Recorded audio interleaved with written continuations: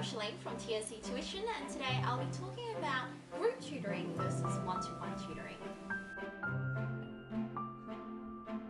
It's the beginning of the year, which means that a lot of students and their parents are looking at maybe getting some tutoring for the students. Now, here in Melbourne, there's a wide variety of tutoring service providers, ranging from really big companies to really tiny one-person operators. And the main difference, I would say, between most services is whether or not they do group tutoring or if they do one-to-one tutoring. Group tutoring is exactly what it sounds like. You are in a group with other students and there's usually one instructor probably at the front giving some sort of instruction or advice or some kind of teaching to the whole group, like in a classroom. The number of students can vary from hundreds, like in a lecture style sort of TSFX. At the end of the year they have these lectures for exam prep, and they're usually pretty large, so you can go to one of those humongous lecture series and that I think a lot of students do find helpful to some degree, all the way down to like just you and a friend working with a tutor. One-to-one tutoring is exactly what it sounds like. It's one tutor to one student working very intensively on that student's writing or on that student's work. Here at TSC Tuition, we only provide one-to-one tutoring. We have tried group tutoring in the past and we regularly get requests to do group tutoring, but no matter what we've tried, it's never really worked out and we're not happy with the kind of tutoring that we end up having to offer if it's to a group, however small they may be. There's a couple of reasons for this. Firstly, it doesn't really align with our educational philosophy. For us, a large number of students are already struggling in the classroom, and it makes no sense to us that if the student is struggling in a classroom setting already, that we repeat that and put them in another classroom setting, just not at school, and expect them to find that helpful. In our experience, when students struggle in the classroom, it's not that they don't understand what is being said or what is being taught, it's that they can't apply what they're hearing and what the teacher's talking about to their own work. So these students may be hearing about themes and plots and characters and things like that in the classroom, and they understand all of that is clear, and yet when it comes to writing about what they understand about the text, it all just comes out a bit of a mess. So our educational philosophy is always to support whatever is happening in the classroom outside of the classroom environment. And that's another reason as to why we don't do group tutoring. If we do groups between students from different schools, they might be studying different texts. I mean, sure, some texts are really popular across schools, so texts like Romeo and Juliet, Macbeth, these are super popular texts that most students will probably come into contact with at some point in their high school career.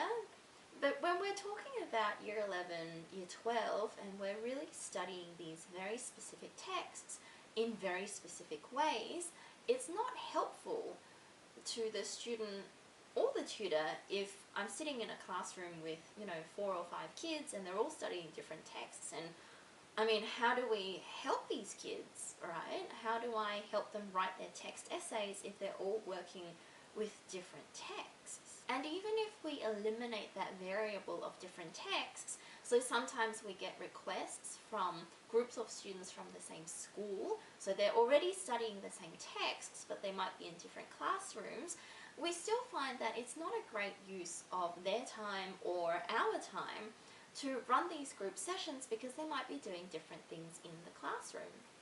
They might have different times for their SACs, and so the dates don't work, so logistically that's not great. And then even if they are doing the SACs at the same time, they might be doing different activities in the classroom. So they might be working with different prompts, they might be working with different quotes, they might be doing different kinds of worksheet activities in the classrooms that they don't understand. So when that's happening and we're trying to, like I said, support and reinforce whatever is happening in the classroom, it gets a bit ridiculous really when we're trying to do that in a group of 2 or 3 students and they're all doing different things. But putting that aside, the main reason why we don't do group tutoring is because our work is so tailored to the student. When we work with the student, we're working with the student. We look at each sentence that they're writing, we look at each word choice that they're making, we look at the brainstorms that they're writing in response to a prompt. All of this is so dependent on what the student brings us, and all of our activities are based on rewriting essentially, and talking through, discussing, rewriting, editing, maybe providing different suggestions for vocabulary, things like that that are very, very, very tailored to that student. So if we're working with, say, 2 students at once, what ends up happening in our experience is that, let's say the session is 1 hour long, only 30 minutes is really spent on one student, and then you're working with the other students. And while you're working with the one student, the other student's just sitting there wasting time because they have nothing to do and they're waiting for you to finish editing this student's work before you can go and edit that student's work.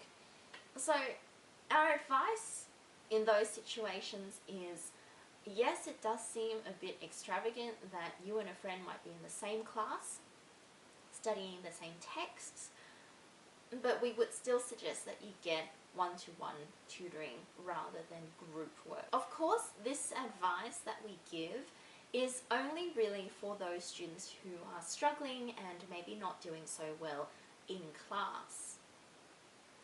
If you're an A student looking to get an A+, then I honestly think, well, 1, why are you looking for tutoring? And 2, you're going to do well no matter what kind of tutoring service you go and get. So if you're already doing fairly well at school and you're just looking for that extra push, like maybe you want some extra notes, or maybe you want, maybe a bit of activities, rote learning sort of activities to just, try and strengthen your vocabulary, then I think those group sessions can work really well for students who are already quite strong in the subject. But for students who are struggling a bit more, perhaps with a few learning difficulties, like a fair number of our students, I think one-to-one tutoring is really the best option for them, and that's why we only offer one-to-one tutoring instead of group services. So I hope that was helpful. As always, like and subscribe to all of our social media channels so you get our latest tips and tricks to achieving your best in the English subject. And if you'd like to get some one-to-one tutoring in the eastern suburbs of Melbourne, please contact us and we can send someone out to you. Thanks for watching.